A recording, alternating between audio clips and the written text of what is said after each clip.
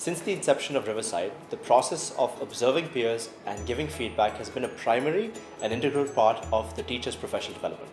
The process has evolved over time, and we have realized from our insights as well as research that the key stakeholder is not the observer. Thus, in our new avatar of what we call the teacher-driven observation, the ownership and accountability of becoming a better teacher shifts to the teacher who is being observed. The key aspect of this shift is that teachers choose a specific part of their practice where they want inputs on, and the observer comes into the classroom as a data collector and not as an evaluator.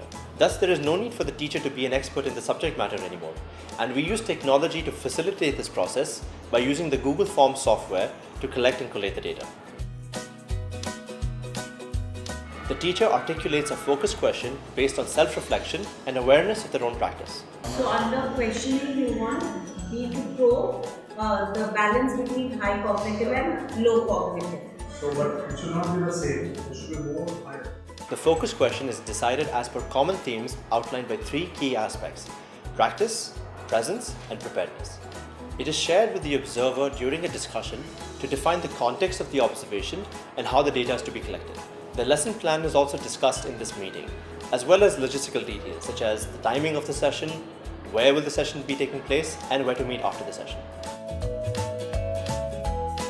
The observer comes into the classroom not to answer the focus question, but to collect data that can be used to understand and improve the practice of the teacher. Thus, it is important for the observer to avoid forming opinions and judgments about what they are seeing, and to be alert to what is actually going on in the classroom.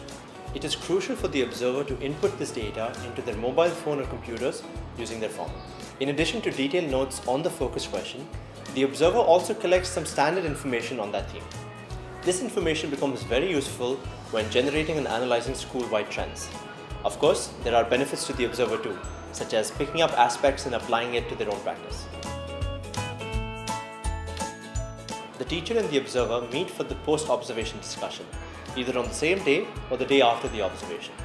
The observer shares the data that has been collected, and the insights from this data are used to collectively arrive at an answer to the focus question. I think you had a good balance of around 60-40 is what I would say, because you were looking at more derivation, and so let us take N and then see what will happen idea. So you asked then. The absence of fear of judgments or evaluations of the teacher's performance creates a comfortable environment for this discussion. Since the analysis is based on real-time data collected in the classroom, it is easy for the teacher to apply these insights to their practice immediately. Further, there's a higher likelihood that teachers will implement these learnings into the classroom because they themselves have decided that focus question based on their own needs. Every teacher has a great understanding and awareness about their own practice. It is our daily routine. Daily plan, take that planning to the sessions, execute them, but what we miss out is identifying the blind spots. As an individual, everyone has a blind spot. Here comes in the role of the observations, wherein we can identify the blind spot and try to rectify it. An overall key stage analysis is conducted at the end of the month, based on the data collected from all the observations. This can then be used to inform the design of professional development opportunities for the teacher team. In September, as a key state, we decided that we will do observations on the board protocol. And at the end of the month, when we came back and we looked at the data, we saw that the appreciation column was not used by the entire team. Few teachers did it, some of us didn't do.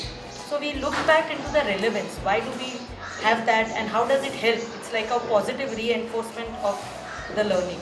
So we took back the strategy, went to the classroom, and we used the column in our classroom, and at the end when we came back, we were all using that, and that helped to create a positive learning environment in the class.